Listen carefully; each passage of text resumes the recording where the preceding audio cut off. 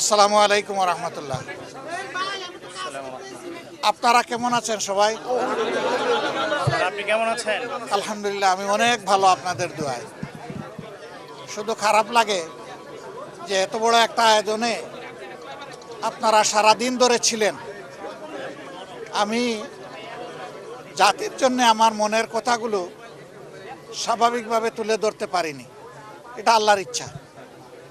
কিন্তু এরপরেও শেষমেশ দুই একটা কথা বলার চেষ্টা করেছি।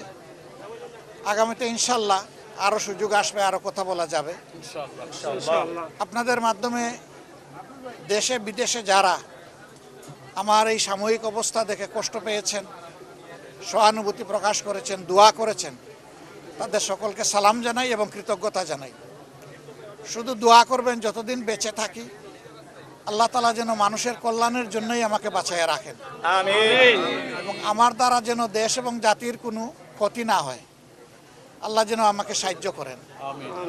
আর এই দেশটা আমাদের সবার রে ভাই, আমরা সবাই মিলে গড়ব ইনশাআল্লাহ। ইনশাআল্লাহ। আমরা ন্যায় এবং সত্যের পক্ষে থাকব। অন্যায় অসত্য যেখানে সেখানে আমরা দেয়াল তুলে দেব। ইনশাআল্লাহ। অন্যায় অসত্যের প্রতিষ্ঠা যাতে না হয় আমরা দেয়াল তুলে দেব ইনশাআল্লাহ। ইনশাআল্লাহ। ইনশাআল্লাহ। আমরা একটা দেশ আমাদের যুব সমাজের জন্য উপহার দিয়ে যেতে চাই। ইনশাআল্লাহ। যেই যুব সমাজ বুক পেতে আমাদেরকে মুক্তি এনে দিয়েছে, তাদের প্রতি আমাদের দায় আছে, আমাদের দায়িত্ব আছে। তাদের যে আকাঙ্ক্ষা, এটা অস্বাভাবিক কিছু না। আল্লাহ তাআলা সম্প্রতিও কিছু দেশ আমাকে ঘোরার তৌফিক দিয়েছে। সেই দেশের ভিশনারি এবং দেশপ্রেমিক নেতৃত্বের কারণে মাত্র 3 দশকের ভিতরে এক একটা দেশ কোথায় চলে গেছে বদলে। আমরাও পারবো ইনশাআল্লাহ। ইনশাআল্লাহ। সবাই আমাদেরকে একটা কথাই বলেছে, তোমরা যদি শুধু দুর্নীতিটা দমন করতে পারো তোমাদের দেশ আমাদের চেয়ে আরো সুন্দর হয়ে যাবে। ইনশাআল্লাহ। কারণ তোমাদের মানুষগুলো আমাদের দেশে যারা সার্ভিস দেয়, তাদের সার্ভিসের উপর ভিত্তি করে এই সমাজ যদি আগাইতে পারে তাহলে তোমাদের দেশ কোনো আগাবে না।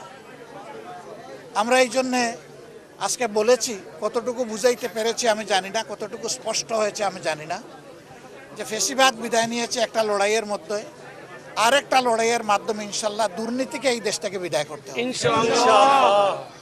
এটা সকল দলের জন্য প্রয়োজন, প্রত্যেকটি নাগরিকের জন্য প্রয়োজন। এই দুর্নীতি সমাজ থেকে নির্মূল না হওয়া পর্যন্ত নাগরিক জীবনে কোনো ধরনের কোনো নিরাপত্তা আসার কোনো সম্ভাবনা নেই। আল্লাহ তাআলা যেন এই কাজটাও আমাদেরকে করার তৌফিক দেন। আমিন।